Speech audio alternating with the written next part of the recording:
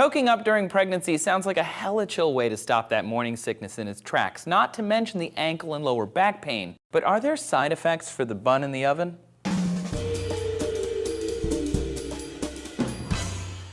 Howdy, Prego people and their partners and pals. Trace here, proffering for D-News. Pregnancy comes with a lot of physiological changes. Some women have problems with severe vomiting, nausea, lack of appetite, and pain during pregnancy.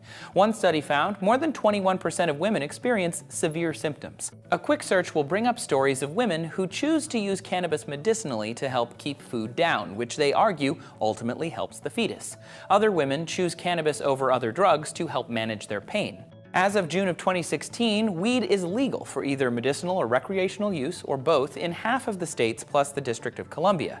It's now a billion-dollar business in Colorado alone, and is more generally the most used illicit drug in the U.S. Because it has never been legal on such a scale, people are getting curious about when it's okay to toke up and when it's not. And slowly, as it often does, science is weighing in. According to a new study in biological psychiatry, as much as 13% of women worldwide use cannabis during pregnancy. Pregnancy is already rife with rules, restrictions, and requirements from others, but now, thanks to this study, there's another.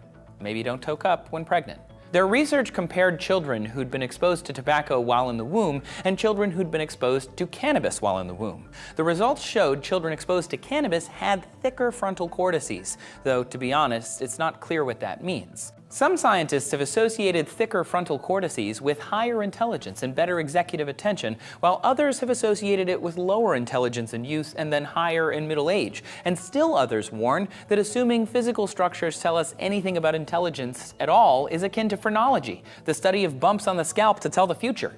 Obviously, this isn't the only study on weed women and wombs. An off-cited study from 1994 of only 42 Jamaican children found no measurable difference in the children of pot-smoking moms and non-pot-smoking moms that couldn't be explained by socioeconomic status. But other studies have shown newborns of toking moms tremble more, have different responses to stimuli, and have neurological deficiencies in areas of problem-solving, memory, and attention. The World Health Organization says, quote, "Children exposed to cannabis in utero demonstrate impaired attention, learning and memory, impulsivity and behavioral problems, and higher likelihood of using cannabis when they mature." And even though marijuana can help appetite, nausea, and vomiting for cancer patients, it's important to mention some states will remove children from parents if the newborn tests positive for THC in their stool. Obviously, we cannot and would not call any of this medical advice. We're not doctors, but the American Medical Association, the National Institute on Drug Abuse, and the World Health Organization all recommend against Prego pot use. Regardless, as the nation's grip on control over marijuana loosens and it becomes legal, decriminalized, or openly accessible in more places, women may choose to self-medicate with marijuana for pregnancy-associated complications. And because the science is still ongoing, no one can provide these women with the true risks of that behavior, which preliminary findings seem to indicate do exist.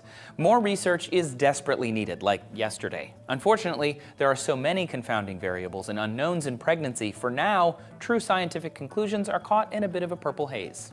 Look, sometimes when people get a little weed and then they get a little frisky, what if you're pregnant? Can you still have sex? Sure you can. Find out why that is A-okay right here with my girl Natalia. Not only is it safe, there are actual health benefits to boning down. Doctors have reported that sex during pregnancy can have a calming effect, help a woman fall asleep, and lower blood pressure. Are you worried about pregnancy diets, drugs, exercise, sleeping? What's tickling your curiosity about the human experience? Let us know down in the comments. Make sure you subscribe so you get more D-News every day, and come find me on Twitter. I'm @TraceDominguez.